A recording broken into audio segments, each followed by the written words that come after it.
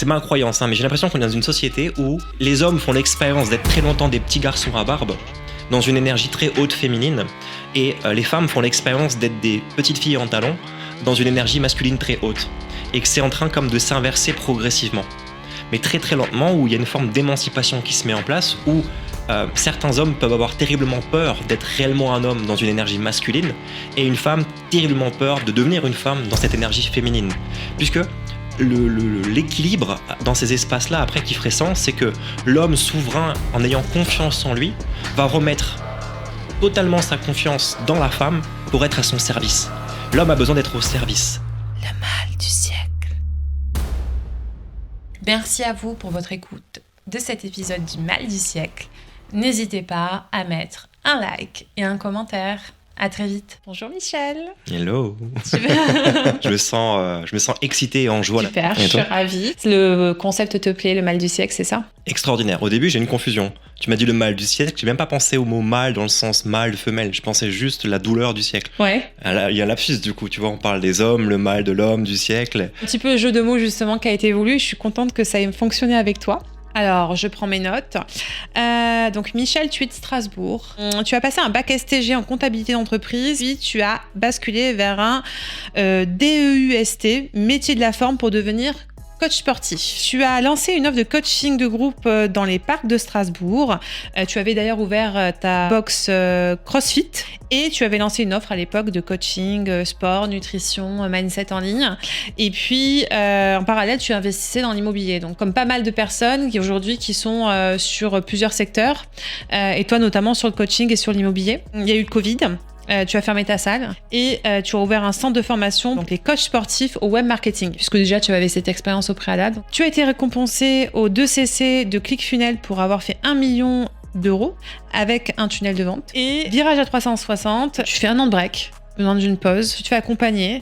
Et tu te formes à différents outils sur la partie du coaching. Et aujourd'hui, tu accompagnes les millionnaires à redonner du sens à ce qu'ils font et tu interviens également dans les entreprises avec une approche plutôt holistique et même systémique. Tu es d'un papa donc, et d'une maman qui n'ont pas du tout cette profession-là, un père qui était peintre carrossier et ta mère qui était femme d'entretien. C'est ça ? Alors, je suis pas un expert en immobilier. Ouais. Je fais de l'immobilier parce que je trouve smart de le faire. Ouais. Mais c'est pas mon expertise. Ok. Et si on faisait une parenthèse, pourquoi les millionnaires ? Les millionnaires, si tu veux, dans l'approche que j'ai pu découvrir, alors déjà c'est moi. Donc il y a une part dans le coaching, on se coach toujours un peu soi-même.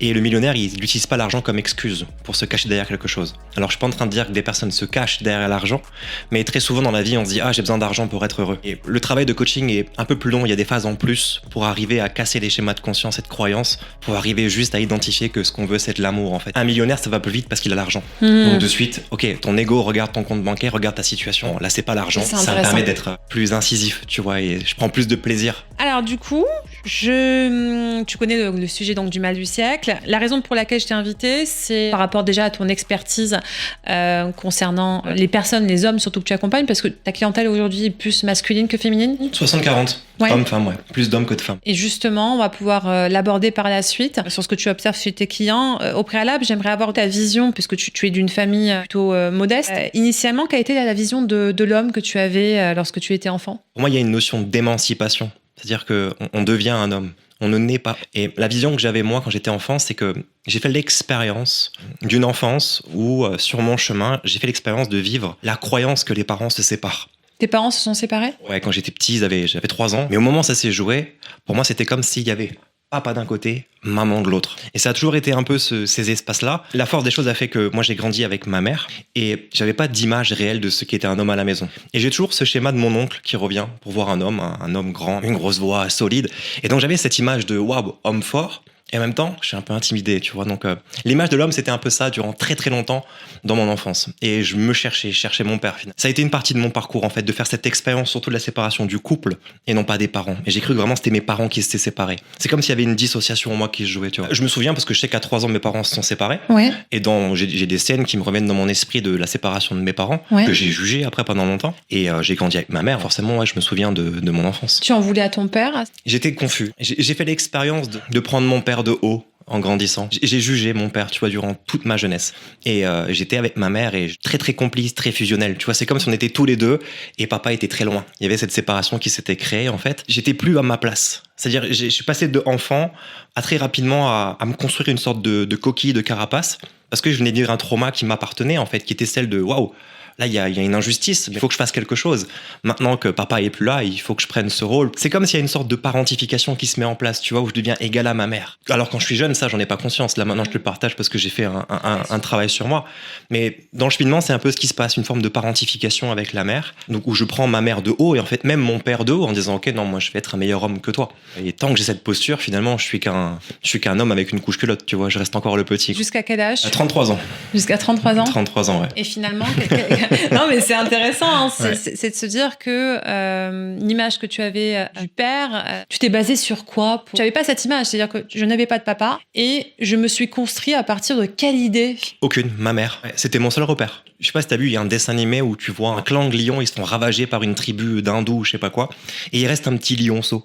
Il se fait adopter par un petit clan de moutons. Et du coup, il continue sa vie avec les moutons, tu vois, et d'un coup, c'est un gros lion, tu vois, avec une grosse crinière et il fait le mouton. Ouais, il broute de l'herbe, tu vois. Et il est dans cette position t'as un gros lion avec plein de moutons. Et il a été éduqué par les codes de conduite, les valeurs des moutons. Tu vois, donc il marche en meute, il suit comme un mouton. Et un jour, ce clan de moutons avec ce lion, ils se font attaquer par un autre clan de lions. Tous les lions sont dévorés. Et lui, il est dans un coin, il est terrorisé, tu sais, d'être... qu'est-ce qui se passe? Tous les moutons, hein, pas tous les lions. Tous les moutons. Ouais, tous les moutons sont déchiquetés, attaqués par l'autre clan de lions.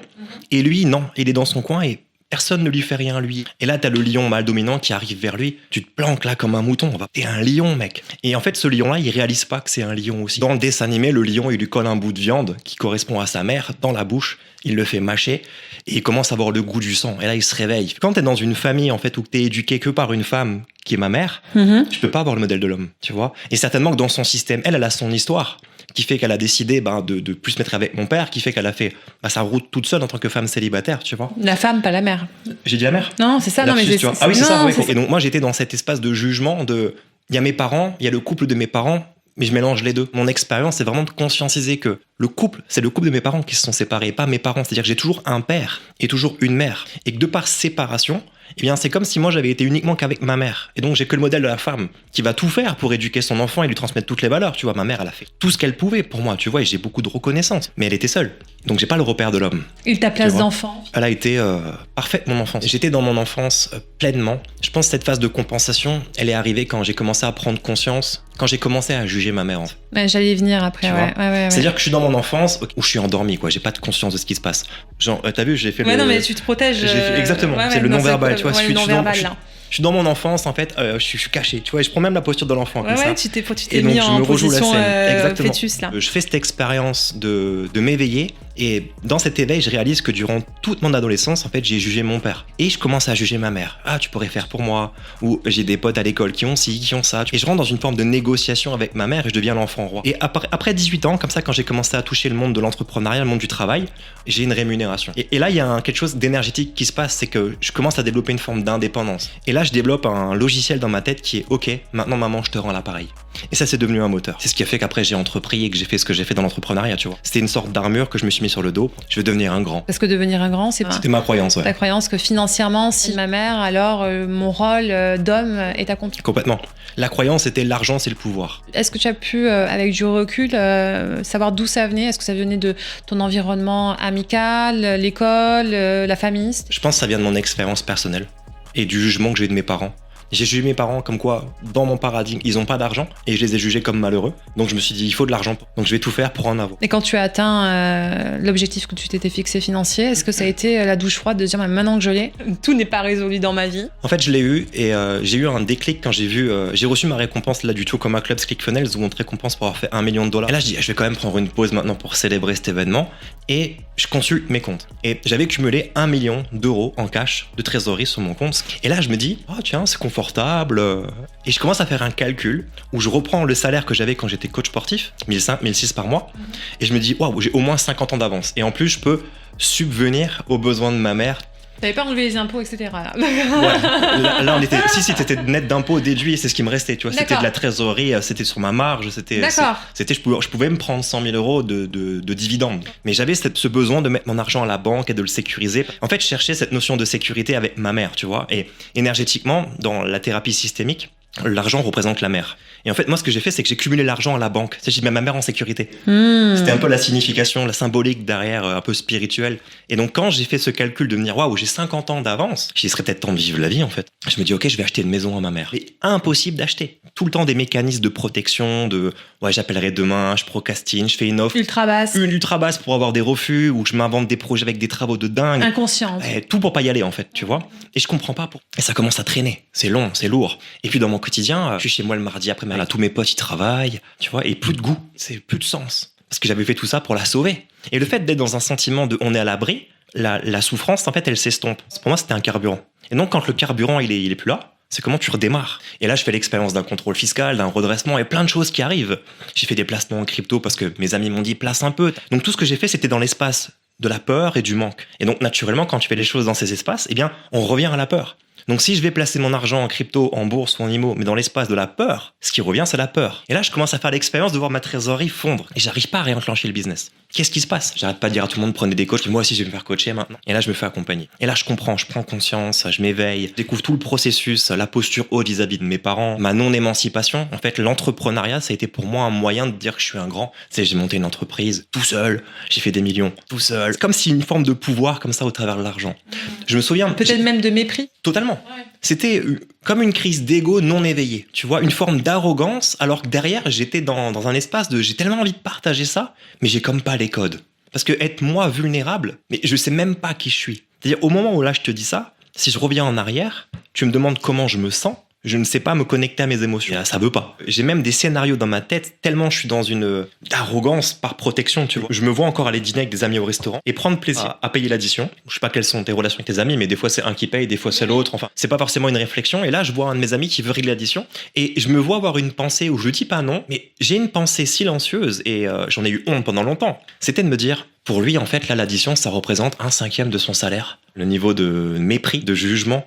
Et ça, je l'ai gardé en silence. Je savais que c'était douloureux. Et j'avais pas de conscience des pensées comme ça sous-jacentes que j'avais silencieuses, de jugement des autres. Si t'avais pas gagné de l'argent, t'as rien à m'apprendre en fait. T'as pas d'argent, tu m'apprends rien. Du mépris par rapport à l'argent et de croire que l'argent permettait d'avoir un certain pouvoir à la fois matériel, mais aussi limite dans ta relation aux autres tout court en tant que personne. Et c'est très frustrant parce que dans ces espaces-là, je réalise pas qu'en fait, je crée pas de vrais liens avec. C'était quoi le déclic? L'ennui. Mardi après-midi, je m'en souviens, avec un café chez moi. Je suis assis à la table au salon. Et de commencer à voir ma trésorerie fondre. Et donc, je travaille, je reprends et rien à faire. Je prends des coachs business, c'est le marché, ça va passer. Il n'y a pas d'explication rationnelle en termes de chiffres. Et donc, je me fais accompagner par une autre personne et je découvre ce qu'est la spiritualité. Et donc là, je découvre. Pour moi, ça n'existait pas avant. Tu me disais spiritualité, je disais ouais. Perché. Ouais, c'est reviens sur terre, viens, on fait de l'argent. À partir du moment où on a un rejet sans à quelque chose, c'est que ça réveille quelque chose en nous et c'est là qu'il faut travailler. Et c'est ce que tu as fait. Bon, j'avais fait un exercice où tu avais une sorte de roue avec écrit nutrition, sport et spiritualité. Il fallait noter de 0 à 10 ton score, tu vois. Et moi, spiritualité, je sais même pas ce que c'est, donc je mets 0, quoi. Et comme par hasard, un an après, je me retrouve... Argent, j'avais mis 10, je fais, c'est bon, je suis au max, je suis en fer, c'est cool, tu vois. Je faisais des mois à 100 000 euros, enfin des semaines à 100 000 euros cumulés, des fois rien, des fois... Enfin, mais spiritualité, 0, quoi. Et ça m'a pas chamboulé, je me suis dit, j'ai pas besoin de ça. Parce que mon prisme, c'est l'argent. Et le jour où t'as tout? Je sais pas si j'ai tout ou pas, en fait. Je pense que financièrement, où tu crois que t'as tout. Ouais, en fait, je fais l'expérience de me dire, voilà, là, c'est bon, maintenant, j'ai comme un...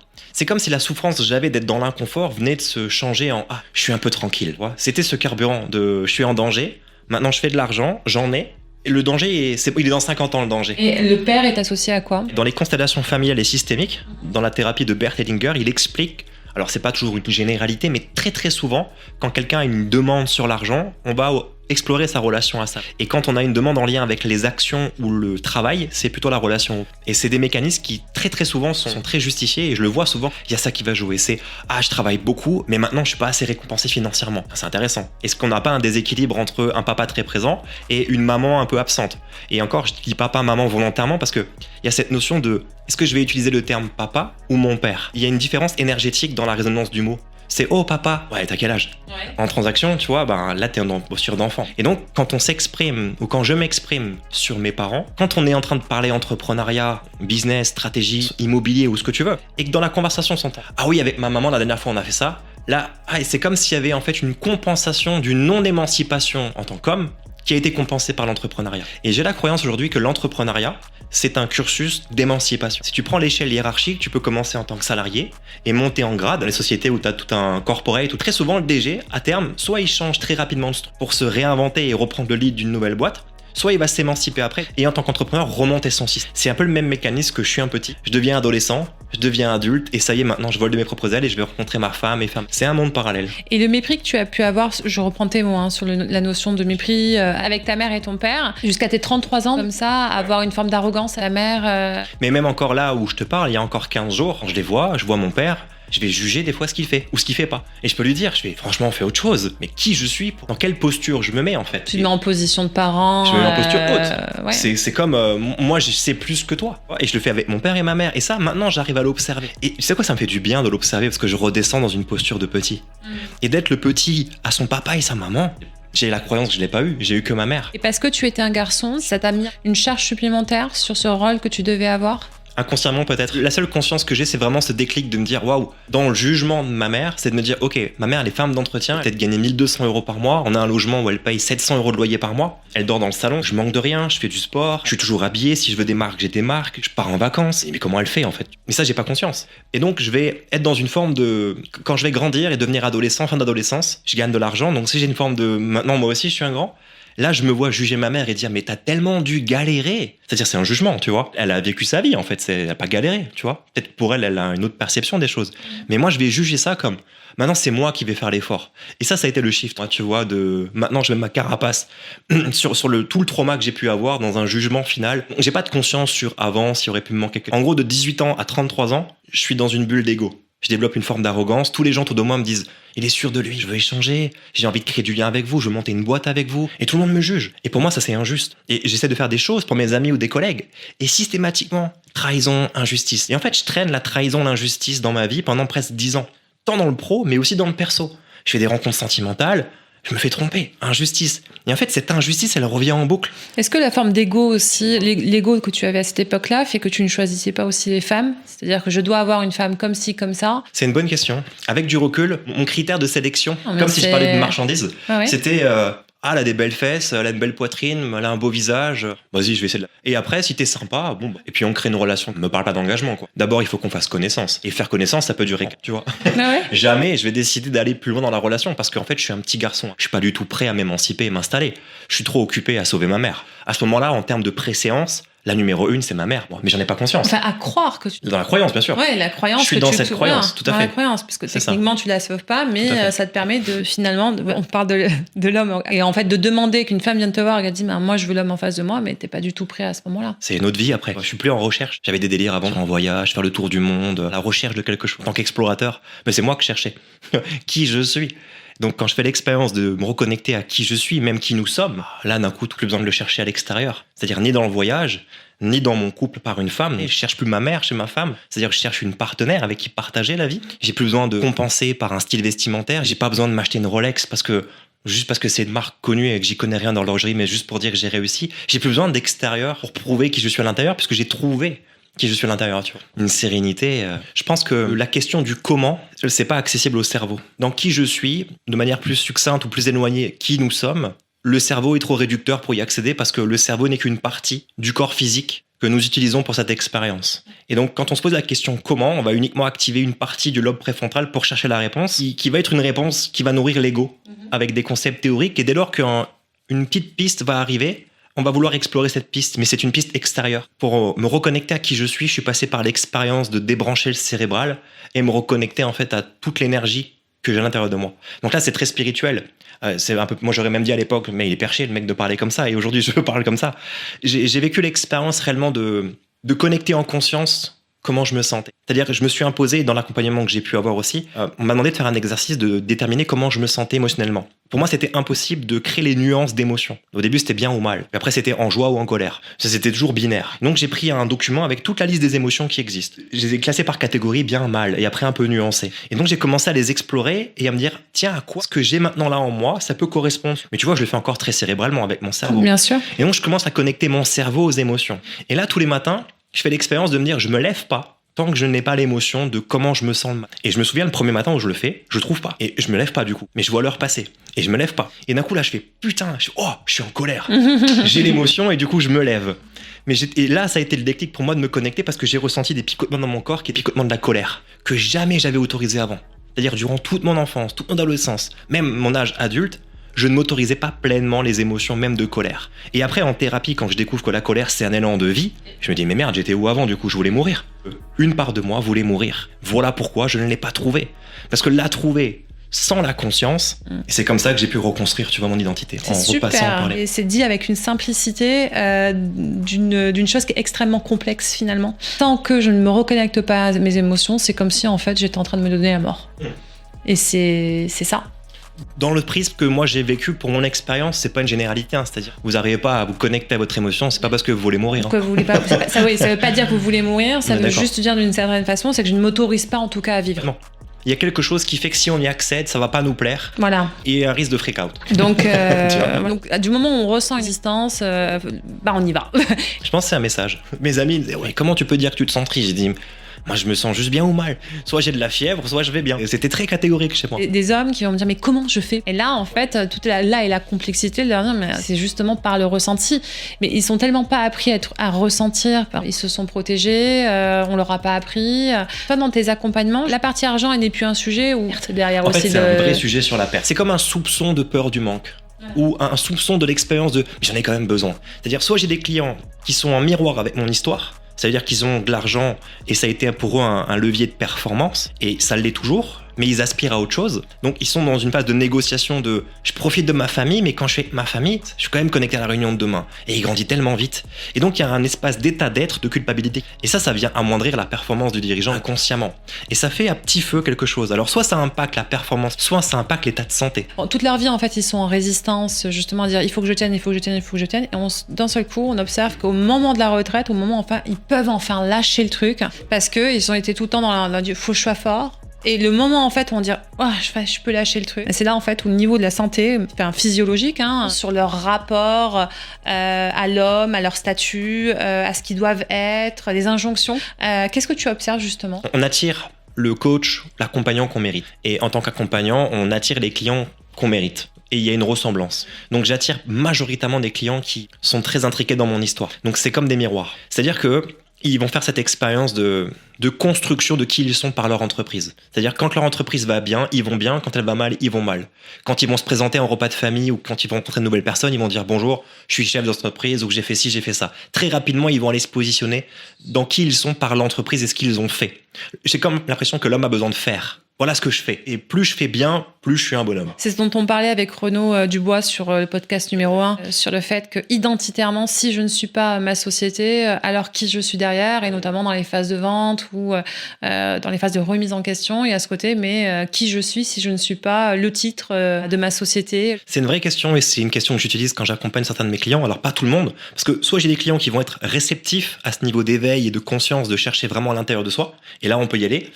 Soit j'ai des clients qui ça les intéresse pas en fait, ils ont besoin de rester sur la performance de l'entreprise et là on y va par des mécanismes miroirs. Des fois pour accompagner un entrepreneur à se réaligner sur ses stratégies, je vais parler de son couple. Mais c'est quoi le rapport? Et en fait, il y a des mécanismes, il y a vraiment des parallèles en fait entre qui je suis en tant qu'individu. Si je parle individu, c'est pas forcément le temps, mais qui je suis en tant qu'homme ou qui je suis en tant que femme, qui je suis dans mon entreprise, qui je suis dans mon couple, quelle est ma place à ces espaces. Et très très souvent, j'observe une confusion, mais c'est parce que moi je l'ai vécu cette confusion.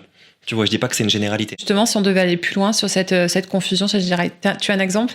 Celle de mon histoire. Maintenant, si je prends l'exemple d'un client, il a une activité qui fonctionne. Financièrement, c'est aligné, c'est prédictible, c'est stable. Quasiment tout est délégué, donc il est plus dépendant, il est plus dispensable dans l'entreprise, tu vois, il est plus nécessaire. Et pour autant, il vient au bureau. Pour autant, il vient se mettre dans l'opérationnel. Pour autant, il s'impose des tâches ou des nouveaux projets qui, stratégiquement, sur le papier, n'apportent rien.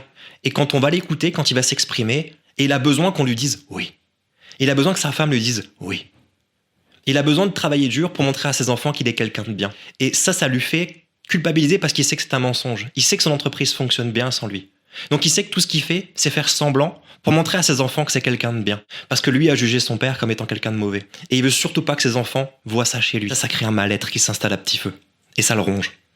Mais ça, c'est très difficile pour un homme d'aller l'admettre. T'imagines faire une vidéo sur les réseaux sociaux et dire « Ouais, non, moi je vais au travail parce que j'arrive plus à baiser ma femme. Mes enfants, je m'emmerde quand ils jouent au puzzle. Là, franchement, ça me fait chier. Alors 5 minutes, c'est mignon. Mais bon, le gamin, il n'arrive pas à aligner debout. Mais va dire ça. Va l'assumer. » Et ça, c'est des conversations privées, tu vois, qu'on a. Réussir, non pas ce besoin-là et que il considère que ce n'est pas un bon papa parce qu'il n'est pas présent, alors qu'il pourrait l'être parce que l'entreprise peut fonctionner sans lui. Justement, ces hommes-là, tu as l'impression que s'ils ne parlaient pas, alors ils pourraient soit partir en burn-out, dépression, ou peut-être plus. Franchement, je sais pas. Ce qui est sûr, c'est quand on a quelque chose en nous, je vais parler en jeu. Quand j'ai quelque chose en moi qui me ronge, si je le règle pas, ça m'épuise. Ça m'irrite. Ça me rend fade. Ça me rend irritant. Ça me rend désagréable. Je prends plus de plaisir à aller me boire une bonne bière. J'imagine que peut-être, oui, ça peut prendre cette direction de la dépression, du burn-out ou peut-être de changer complètement de paradigme, de dire maintenant, tu sais quoi, j'envoie tout péter et je vais changer, je vais m'expatrier, je pars en Polynésie française, je change de vie ou je crée une vie parallèle. Ça pourrait peut-être expliquer que certains tombent dans la drogue aussi, tu vois, ou dans des délires où ils vont se faire des plans à 8, tu vois, j'en sais rien, ils vont se louer une suite de dingue, une grosse voiture. Ça peut être ça aussi qui peut compenser, tu vois, donner une sorte de piment. Parce que finalement, la vie, est-ce que c'est pas de profiter simplement d'une terrasse avec un coucher de soleil ou un lever de soleil avec un bon café? Alors oui, ça peut paraître cheap, parce que d'autres derrière vont faire l'expérience de venir avec une Ferrari. Non, mais là, c'est un problème de regard social, etc. Tout à fait. Est-ce que tu observes ce poids du regard social? J'ai du mal à faire des généralités. C'est vraiment des cas très précis à chaque fois. Ce que j'observe qui revient, c'est les mécanismes d'ego surtout. Et dans ces mécanismes d'ego, effectivement, on va revenir à la reconnaissance, le regard des autres, l'estime de soi, le jugement. C'est un ego non conscient. C'est comme si on pouvait, ce que je fais d'ailleurs dans les accompagnements, je transmets les outils pour identifier le mécanisme de l'ego. Et quand on est en conscience, ça permet de poser à plat les choses en fait. Et j'invite vraiment les entrepreneurs, enfin même les femmes, hommes, femmes, peu importe en fait, à juste prendre du temps pour se dire sa vraie vérité. La réponse, elle est vraiment en nous à chaque fois. Des fois, j'ai tellement de pensées nerveuses, excitantes, agitées, j'ai pas le temps de faire le tri et de laisser un peu décanter. Tu sais, comme un bon vin. Tu prends un bon vin, tu tournes comme ça et d'un coup ça. Tu vois les petits dépôts se mettre en place. Eh bien, imaginez que ça, c'est votre système de pensée. Juste laisser les petits dépôts s'installer. Maintenant, je vois vraiment le côté, le bijou dans ce vin en fait, et je peux le voir dans mon esprit et de me dire quelle est ma vérité. Tu vois, sans forcément le dire aux autres, ou s'exprimer, mais à soi-même déjà. Oui, déjà communiquer avec soi-même. Est-ce qu'il y a sentiment du coup d'être incompris ou pas écouté? Je pense que l'expérience qu'il vit, c'est l'expérience de la peur du rejet. Pour lui, sa femme le reconnaît pas comme quelqu'un qui travaille bien. Il a la croyance qu'il va être quitté. Et s'il est quitté, il va se retrouver seul et loin de ses enfants. Et pour autant, il va peut-être faire des reproches à sa femme, sur d'autres choses qui n'ont strictement rien à voir, mais du fait qu'elle ne se rende pas compte de cette souffrance qu'il a. Ça pourrait être ça aussi. Quand je travaille, en fait, moi je suis assez... j'ai une technique un peu laser, c'est-à-dire que je pars d'une demande et je vais explorer et défricher tout ce qui joue autour de la demande. Et très souvent, dans les mêmes mécanismes un peu ailleurs, mais je vais pas aller creuser après sur son couple s'il n'y a pas de demande. S'il vient avec une demande entrepreneuriale ou de l'argent, même s'il y a un mécanisme dans son rapport à la relation à sa mère, la demande, ça reste l'argent. Si après, il y a une demande silencieuse ou même une demande réelle d'aller quand même travailler sur le couple, alors on y va. Et alors, ça en fait, en réglant quoi les mécanismes sur l'argent, c'est le même fonctionnement dans le couple. C'est juste après apporter de la conscience pour voir ce qui joue. Ça apporte beaucoup de paix dans la relation. Surtout des incompris, des incompréhensions sur le fait qu'un tel pense que telle chose, et en fait, c'est juste une question de perception. En fait, des fois, c'est des phrases qui auraient pu aller jusqu'au bout, mais parce qu'elles ne vont pas jusqu'au bout, alors l'interprétation de la fin se fait de chaque côté. Là, j'ai un couple, une femme, que j'accompagne. J'accompagne un peu plus d'hommes que de femmes, mais j'ai quand même des femmes. Elle part du principe que son besoin de sécurité doit être assouvi de la part de son compagnon. Et son compagnon ne souhaite pas à la base communiquer, etc. Et elle l'avait choisi au démarrage parce qu'elle avait besoin plus d'un aspect sécurité, mais plutôt matériel. Ok, qui était inconscient à l'époque. Et aujourd'hui, elle lui reproche qu'il ne lui apporte pas la sécurité tout court, la communication. Et comme je dis, est-ce que aujourd'hui, c'est son rôle à lui de t'apporter la sécurité dont tu as besoin alors que tu ne sais pas toi-même te l'apporter?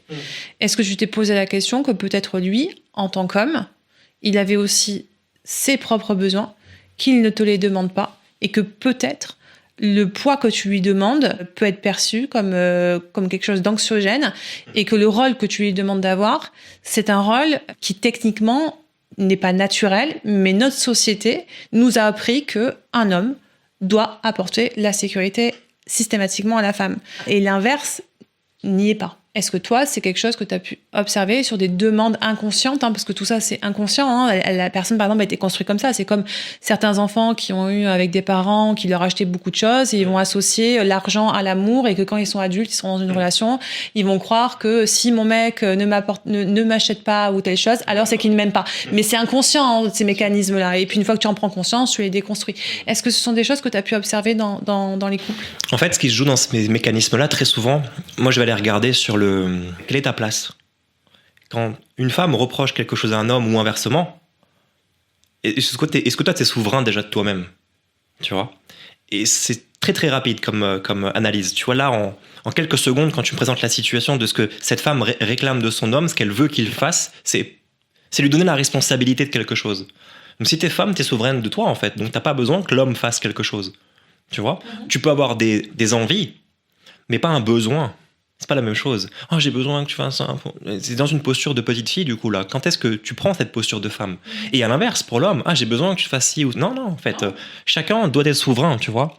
Et je pense que l'équilibre dans tout ça, c'est ma croyance, mais j'ai l'impression qu'on est dans une société où les hommes font l'expérience d'être très longtemps des petits garçons à barbe, dans une énergie très haute féminine, et les femmes font l'expérience d'être des petites filles en talons, dans une énergie masculine très haute.